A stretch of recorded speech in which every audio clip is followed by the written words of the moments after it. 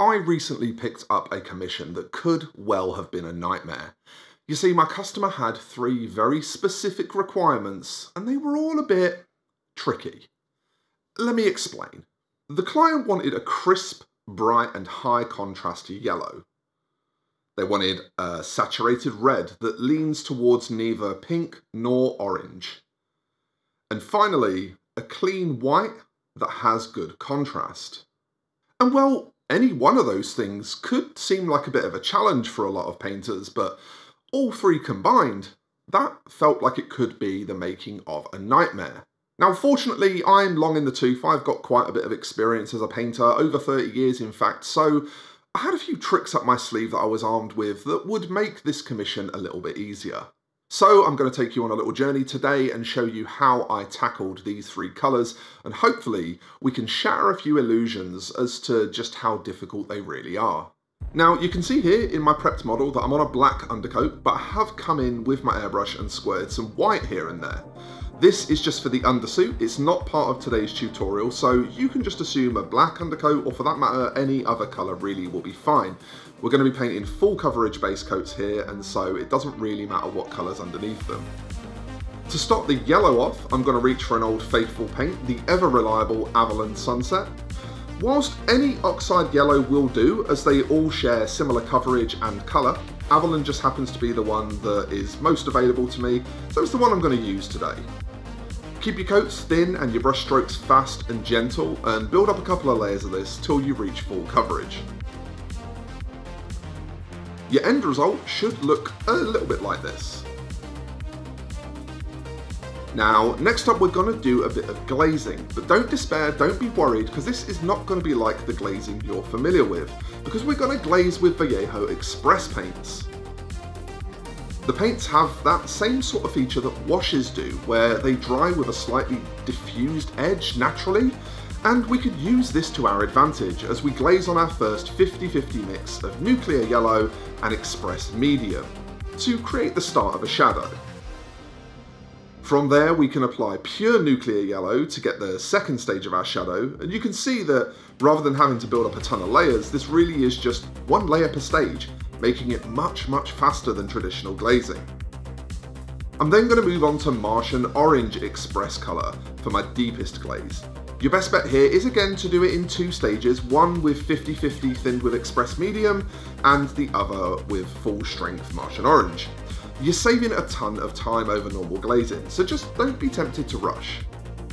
Once you've got all 4 layers of glazing built up, you should have some beautifully shadowed armour like this, ranging from yellow into orange.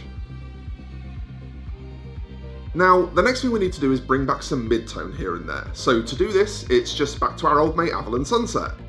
Think of this more as kind of a pre-highlight, so the areas I want in mid-tone are the same areas where I'll be building my highlights from, so as to not create a stark jump from the shadow colour. Then I'm going to grab some ice yellow from Vallejo, and I'll mix that 50-50 with my Avalon Sunset and use it to get my highlights started. The shadows have done most of the volumetric work here, so I'm really just going to focus mostly on edge highlights.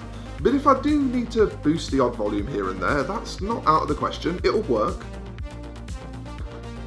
Finally, we go for some pure ice yellow for the really poppy final highlights. It's important to be sparing with these and think about the areas that need the bright boost. If you just edge highlight the whole model with the brightest colour, you'll end up with that really undesirable wire meshy Tron kind of look. That's not what we're going for. All said and done, your result will probably look something not dissimilar to this. Right, next is onto the reds. Actually one of my favourite colours to paint, although they can be challenging. I'm going to start with a colour I've fallen in love with recently, Sanguine Scarlet from Duncan's 2 Thin Coats range. As the name of the paint range implies, a couple of thin coats and we'll be done with this. A nice, flat, medium red from which we can build up all of our contrast range. And to do that, what we're going to do might actually surprise you, because not only is it another 50-50 Express and Express Medium mix, but the specific colour I'm reaching for is Mystic Blue. This one will be 2, maybe 3 glazes of just the 50-50 mix, so that we can keep the transition under control. But when it's done, it builds up to an awesome range of purpley, aubergine kind of coloured shadows that really pop. From there, it's going to be the same technique as the yellow, hitting a fresh lick of the mid-tone to the areas where we're going to be highlighting, to bring them back to that state of preparedness to receive that pop.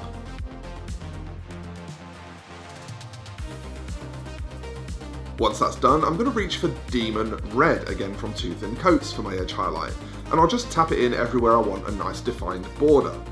Again, this can also be used to make little points of focus on the volumes themselves if you wish to, just don't overdo it. Finally, I'm going to mix some Demon Red and Ice Yellow now to get a yellowish pinkish tone, but rather than do another edge highlight with it, which could end up looking a bit too pink, which is something we wanted to avoid, instead I'm just going to do some really fine little dot highlights and corner highlights. When we have so much contrast from that blue shadow, this is honestly sufficient and will look great. Okay, next up we are going to tackle that white recipe, but before we do, I just wanted to take a second to ask if you're enjoying this video, if you're liking it so far, please consider giving it a thumbs up and maybe subscribing to the channel. Also remember that if you love what I do here and you want to support me to enable me to keep making these videos, do consider checking out either the Patreon or Ko-fi links down below where you can support the channel financially and, you know, help keep the lights on and all that. Okay, let's get back to the painting guide for the final stage. So my base coat for this white is actually going to be Vallejo Light Grey. Again, I'm looking for thin, even application here to get a nice smooth base coat. It's not rocket science, but it does ask you to just be careful and take your time. From there, I can grab some Game Colour Wolf Grey to start building in my highlights. The important thing here is, again, to keep those coats thin and your strokes gentle, so you're not depositing too much pigment onto the surface.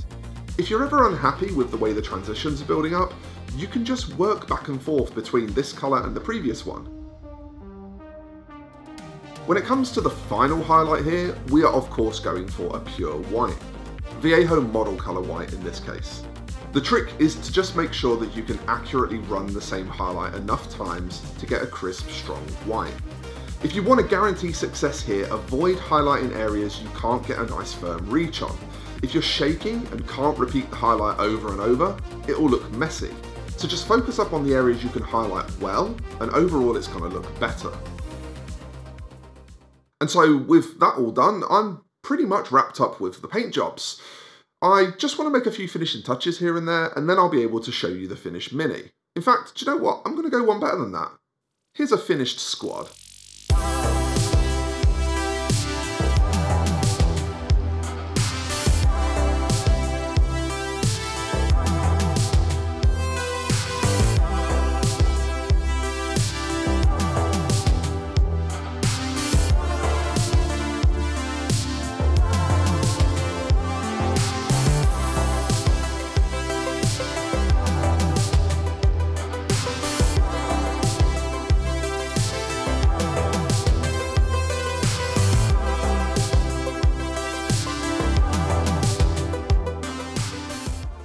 So, as I said at the start, this commission could have been a nightmare, but with just a little bit of clever planning and some smart colour choices, instead it was kind of a bit of a dream. Why don't you drop a comment below with any of your nightmare colours, and maybe I'll be able to come up with some tips to help you paint those. If you ever want direct one-on-one advice and some more hands-on tutorialising, you can actually get that in my Discord, where I have a feedback channel. If you want to join my Discord, just check out Patreon and Ko-fi, linked below in the description. So I guess all that remains is to thank you very much for watching this one. I hope you enjoyed it. I hope it was helpful. I hope it was useful. I'll see you in the next one, folks, and bye-bye for now.